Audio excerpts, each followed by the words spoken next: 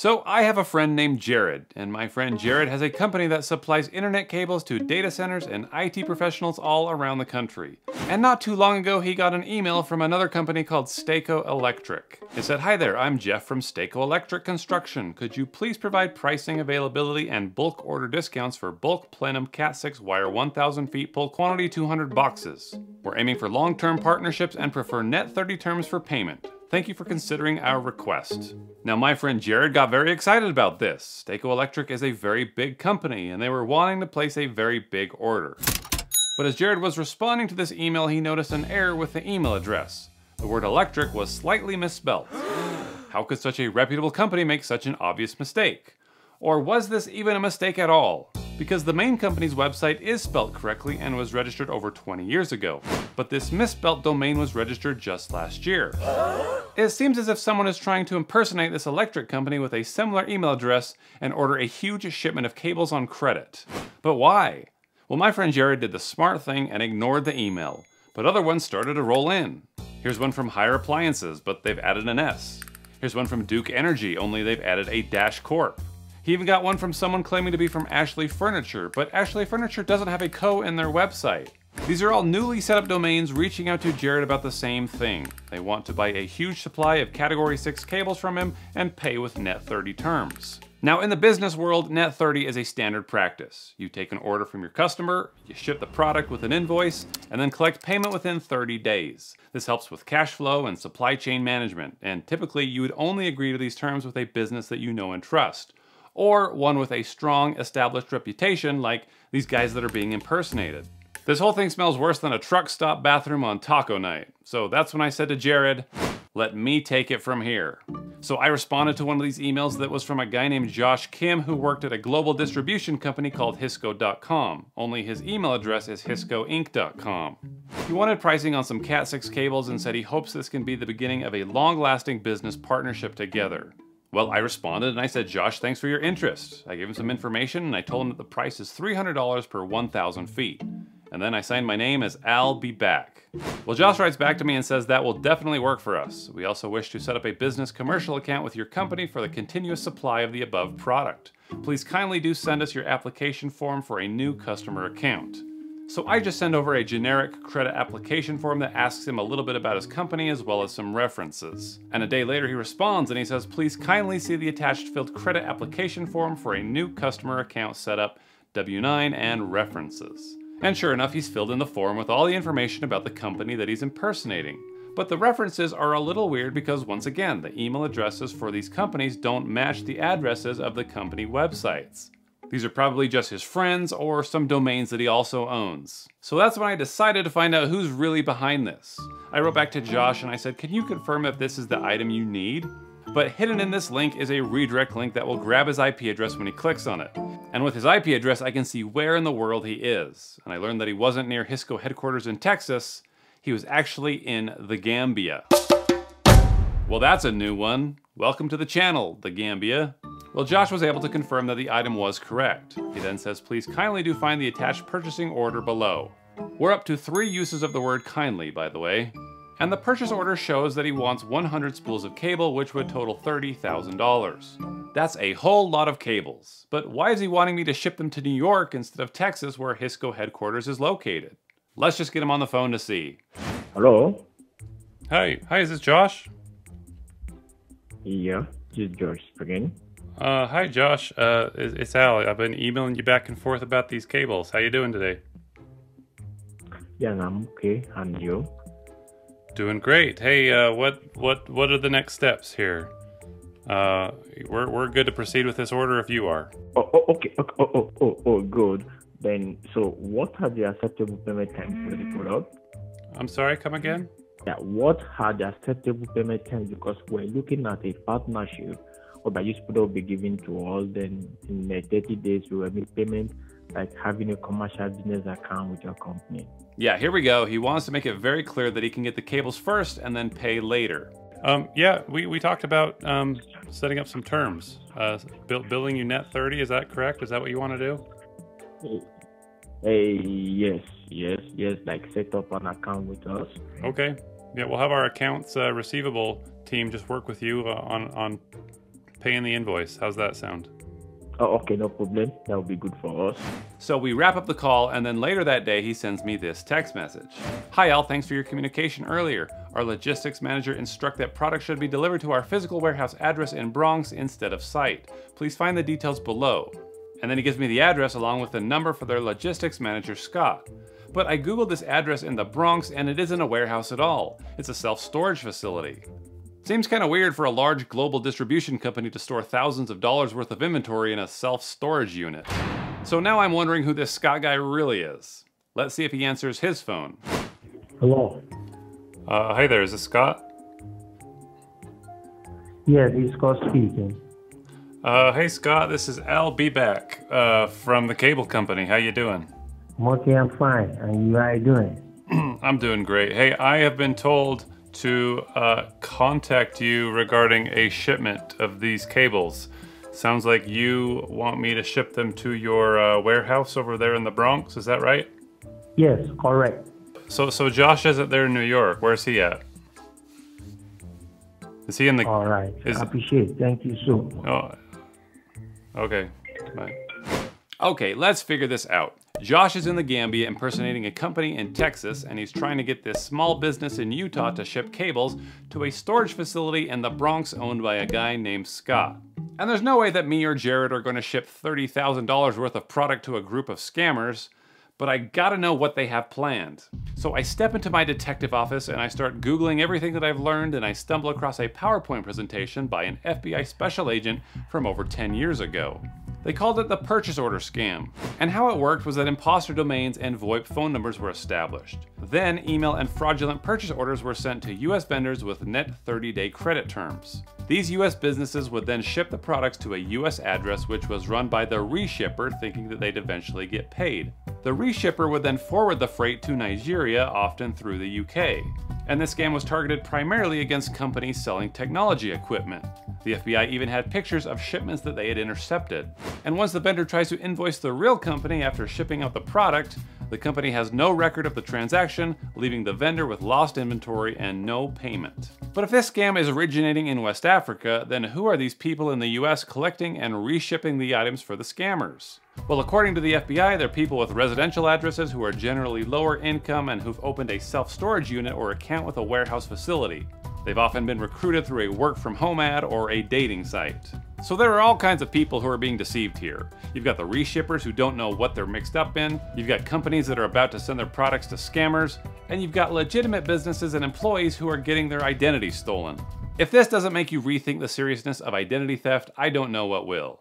Also, you might have heard that last week 2.9 billion records, including social security numbers, were stolen in a data hack. There's a good chance that you were part of that hack, but how would you even know? And what should you do next if you were? That's where Aura, the sponsor of today's video, comes in. Aura is an all-in-one digital security solution with advanced fraud monitoring that alerts you to suspicious activity fast. Aura doesn't just protect you from data breaches, it also provides a suite of tools to keep your online presence secure. This includes a VPN for safe browsing, antivirus protection, and a password manager to ensure your accounts are harder to hack. These features are crucial in preventing scammers from accessing sensitive information. What I love about Aura is that it's not just reactive, it's proactive. It continuously monitors the dark web for your personal information, alerting you if anything is found. This early warning system can be invaluable in preventing scams before they happen. I'm not taking any chances with my online security, and neither should you. If you want to protect yourself and your family, go to aura.com/pleasantgreen to try Aura for free for 2 weeks. The link is also in the description below. So in order to learn what these scammers are planning to do with these cables, I decided to make Scott think that I'm on my way to the storage unit in the Bronx.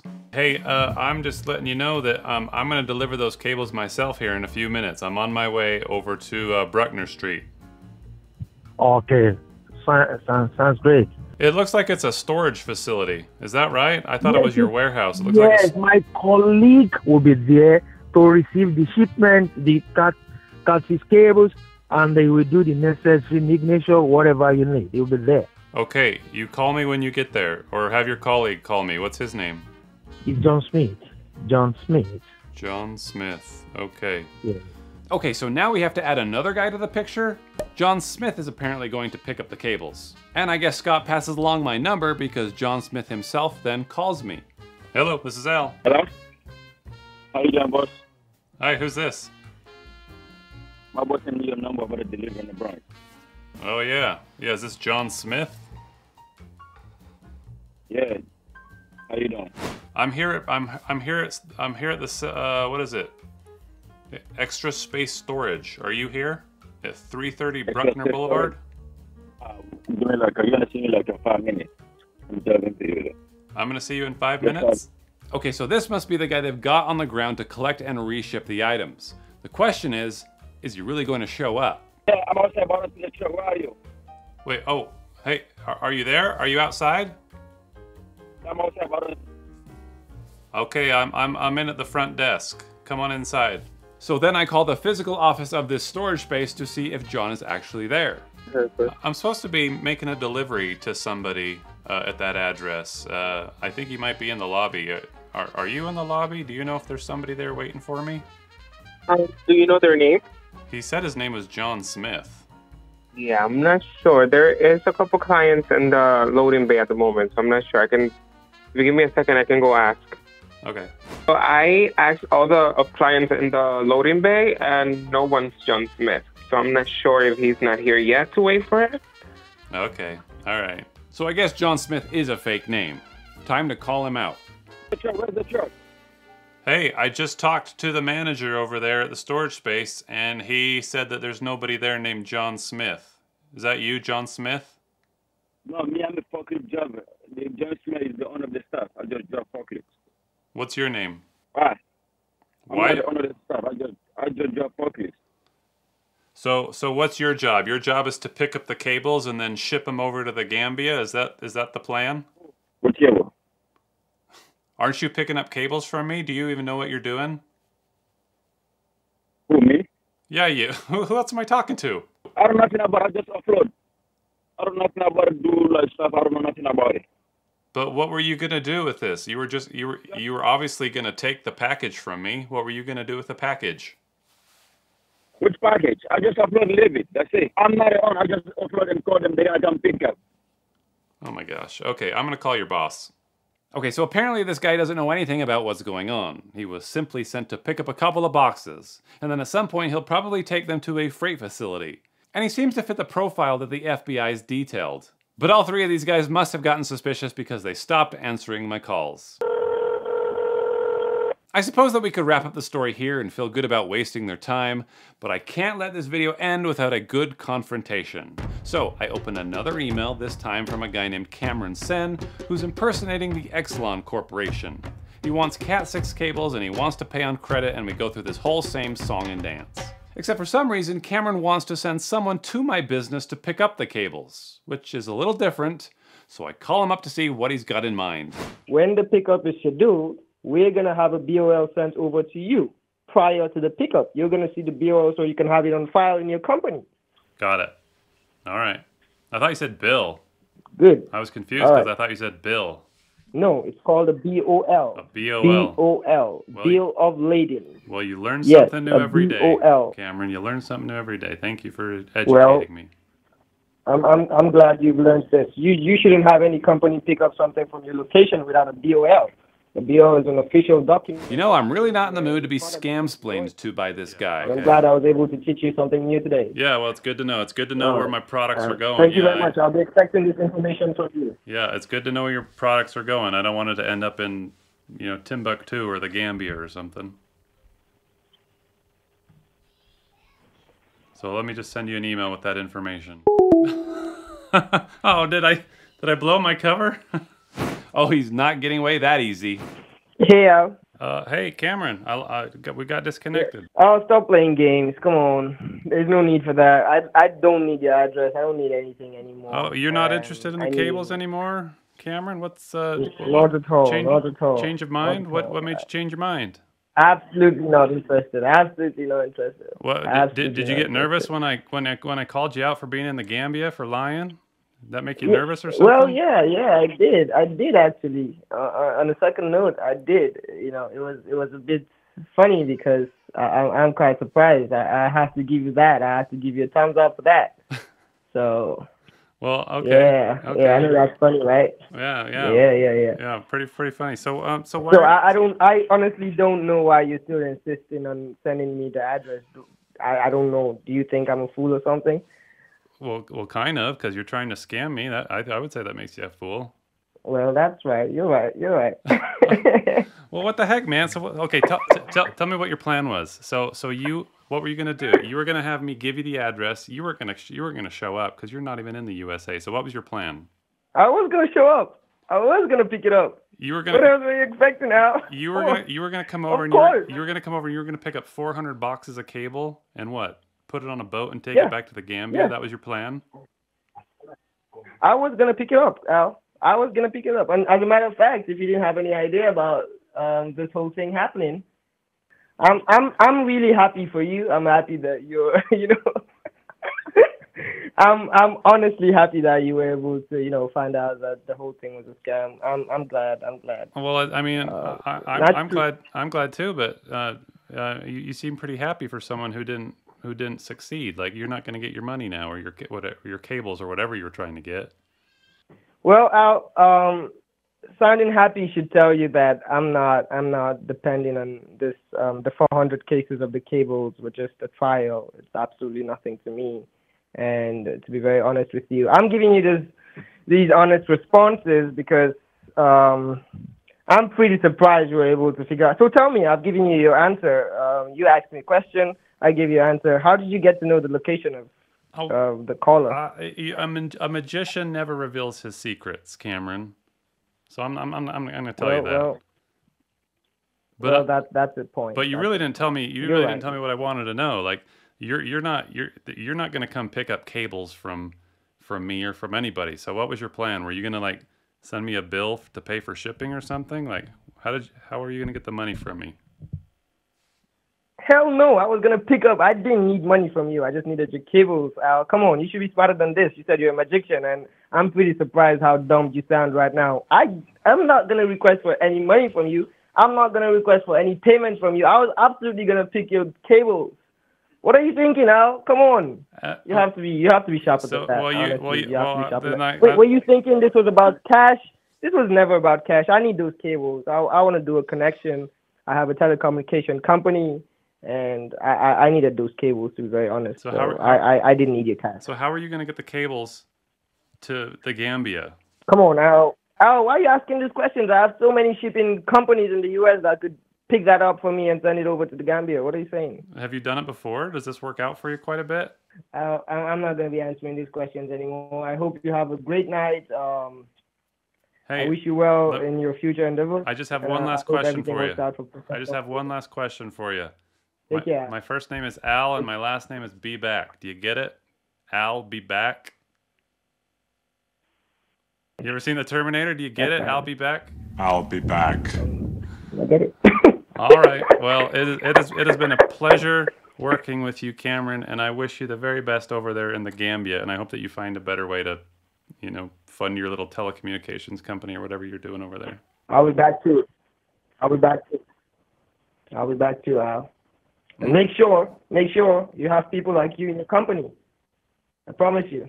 Professional Cable is gonna release some cables.